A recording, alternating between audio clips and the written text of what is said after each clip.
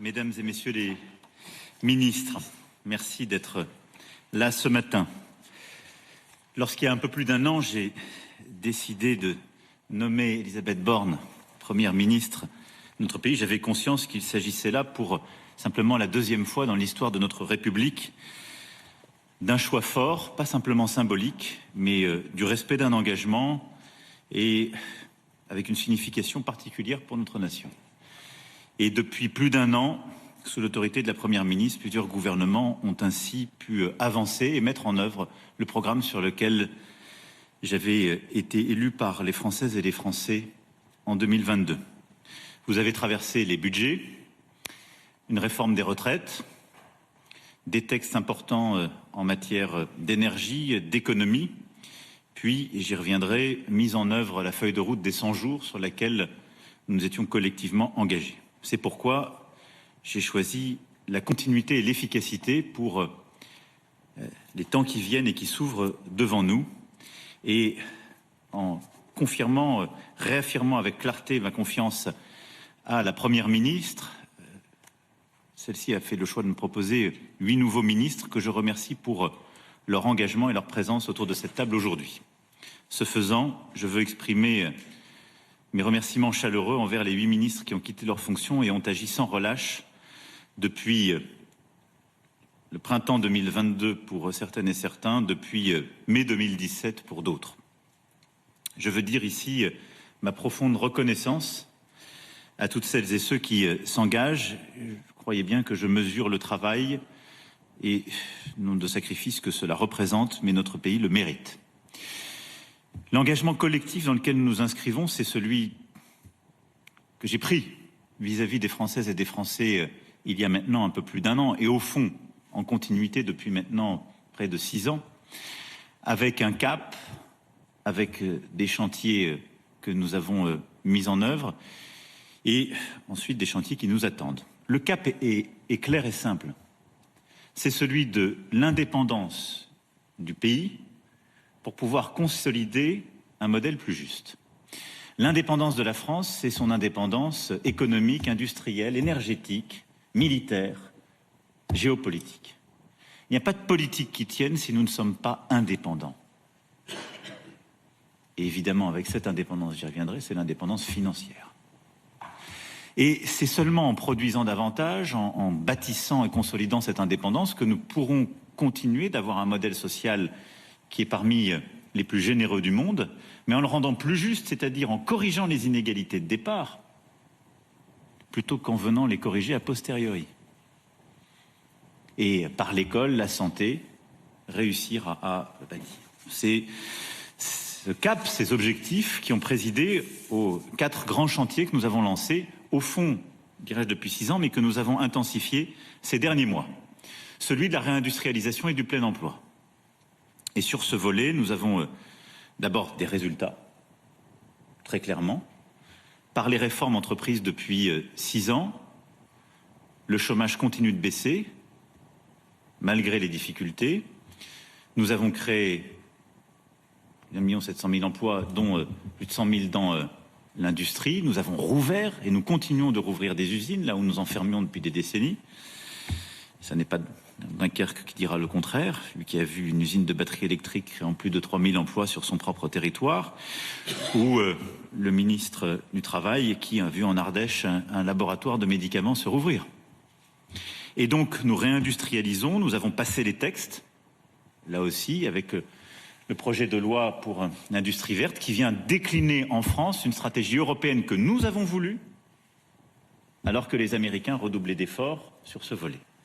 Et c'est cette stratégie que nous allons continuer de déployer, celle aussi que nous avons bâtie en matière de plein emploi, avec des réformes importantes, et qui continue avec France Travail, après la réforme de l'indemnisation chômage. Sur ce volet, je veux ici réaffirmer que la conviction, les principes qui nous guident, c'est que nous croyons au travail et au mérite. Et que ces principes sont fondamentaux, il ne faut jamais les oublier, et c'est ceux qui permettent de rendre la France plus forte. Et donc, durant ces dernières semaines et ces derniers mois, nous avons continué sur ce volet de passer des textes, de prendre des décisions et d'avoir des résultats très concrets. Le deuxième grand axe, c'est celui, je disais, des progrès. Et le progrès, nous le bâtissons en rendant nos services publics plus efficaces, en permettant d'investir dans nos citoyennes et nos citoyens et de mieux corriger les inégalités de départ. Et c'est surtout autour de l'école et de la formation et de la santé que nos efforts se portent. Là aussi, nous avons continué d'avancer ces derniers mois avec des annonces et des réformes lancées très importantes en matière d'éducation. Je ne serai pas ici exhaustif, mais du pacte enseignant en passant par la réforme du lycée professionnel, des annonces faites en termes d'orientation, nous avons posé les jalons d'une transformation profonde de notre système scolaire. Accueillir plus tôt à la maternelle, continuer de faire l'effort pour nos compatriotes qui sont dans les milieux les plus défavorisés, comme nous l'avons fait sur les CPCE1, en le faisant là aussi dès la maternelle. Renforcer les évaluations, mieux accompagner les élèves qui commencent à décrocher, pour qu'en CM2, tout le monde sache lire, écrire, compter. Renforcer les efforts en 6e, améliorer l'orientation dès la 5e, par cette journée d'orientation. Inclure le sport et la culture à l'école, dès le plus petit âge.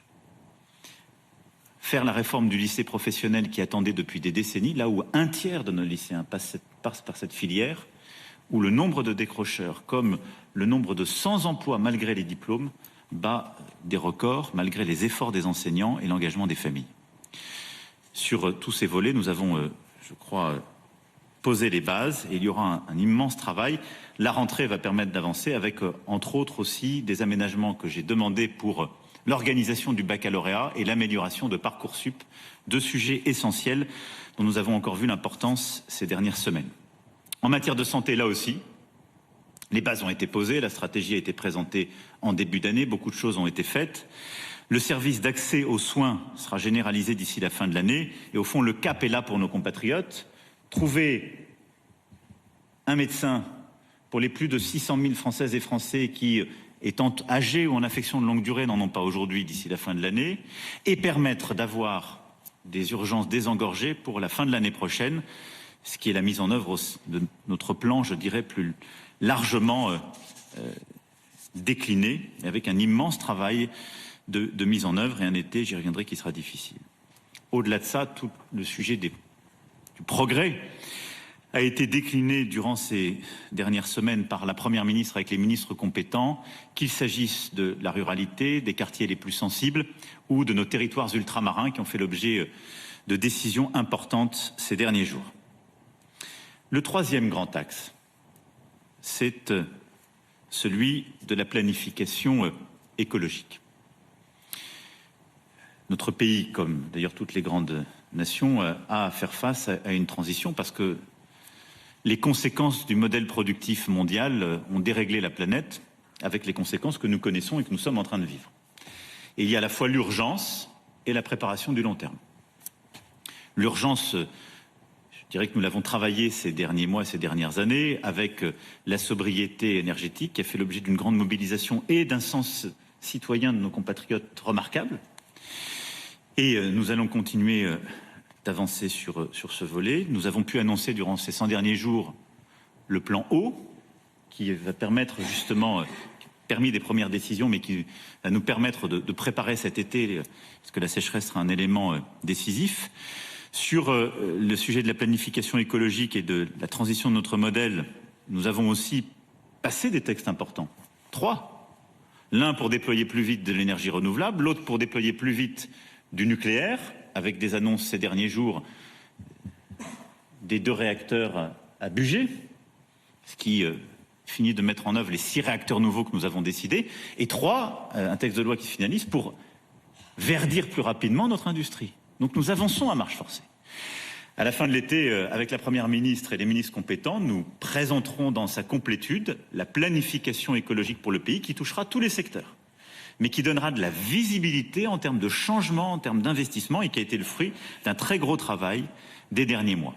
Ce travail français, il est complété par une action européenne que nous avons conduite, celle de notre stratégie pour réduire les émissions d'ici 2030 et atteindre la neutralité carbone en 2050, et d'un engagement de la France à l'international qui nous a fait accueillir ici même, il y a quelques semaines, un sommet pour réformer la finance internationale et permettre de lutter tout à la fois contre la pauvreté et les conséquences du réchauffement climatique.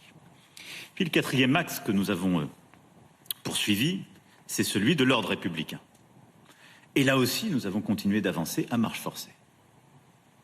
Ces dernières semaines ont permis de compléter notre dispositif.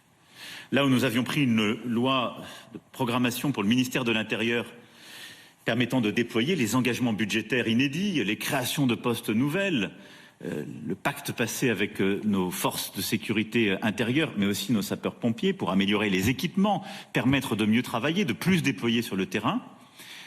Ces dernières semaines ont permis d'adopter tout à la fois un texte attendu pour nos armées, la loi de programmation pour la période à venir, à l'issue de laquelle nous aurons, par les 2 lois de programmation votées, doublé le ministère des Armées et son budget.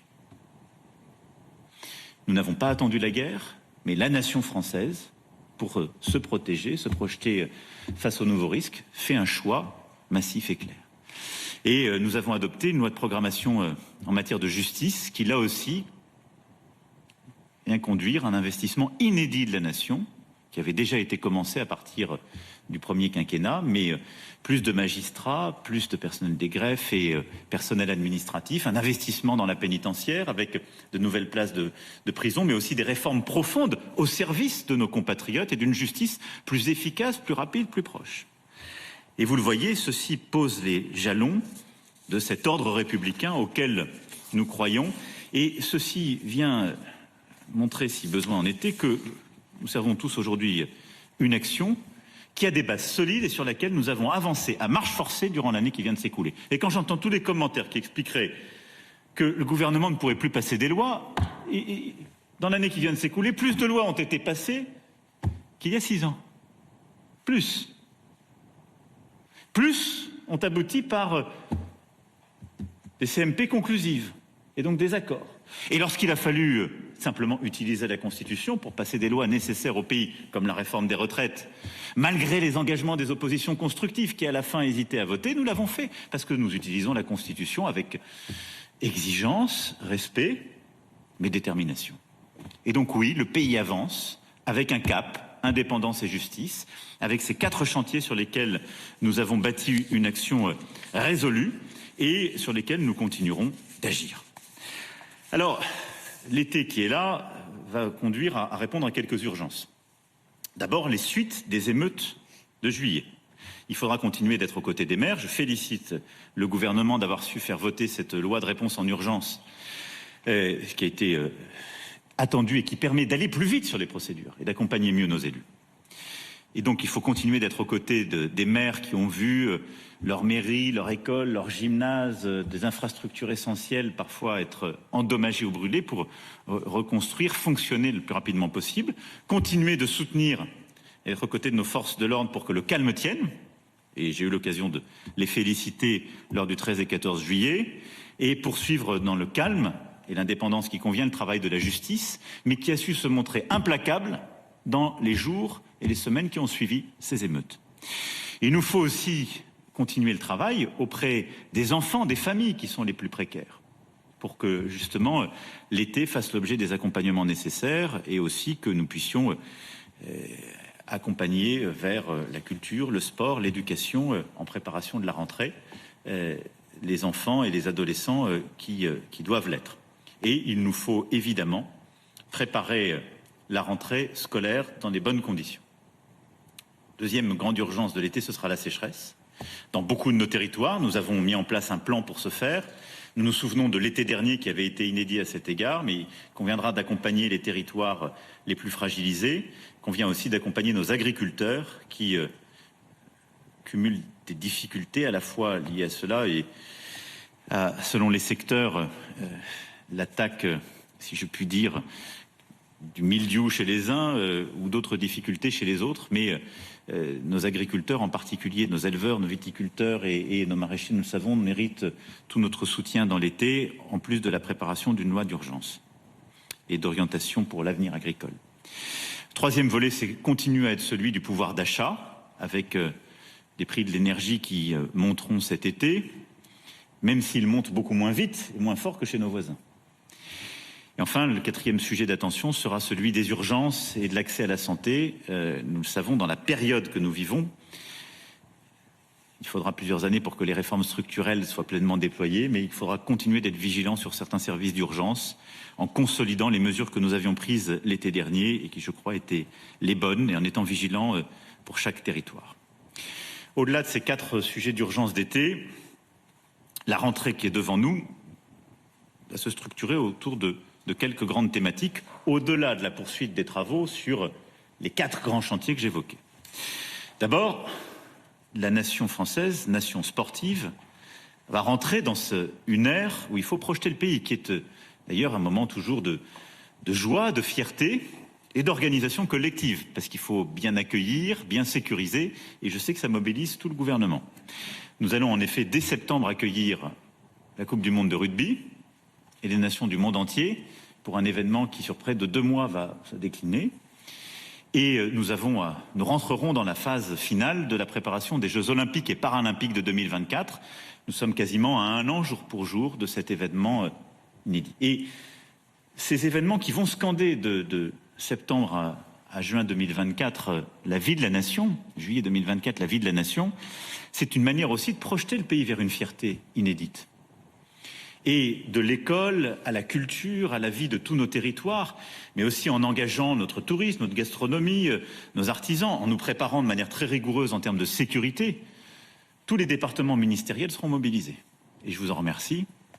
Mais nous devons être exemplaires, mais en même temps donner cette fierté, cet espoir au pays. Ensuite, nous aurons, dès la rentrée, à préparer, en quelque sorte,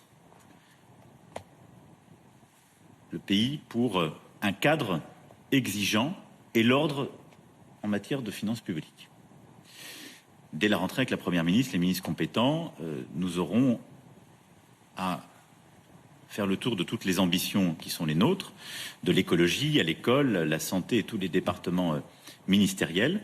Mais nous allons pleinement décliner la stratégie de finances publiques qui seule nous permet d'être forts, c'est-à-dire celle qui, de manière crédible, donne le chemin d'un début de remboursement de la dette, de la poursuite de la baisse des impôts et d'une gestion raisonnable de nos déficits, parce que c'est ce qui donne de la crédibilité à la France en Europe et nous permet de poursuivre la stratégie qui est la nôtre depuis 6 ans, d'une France revenue au cœur du continent européen et qui sait bâtir une Europe plus souveraine, plus unie, plus démocratique.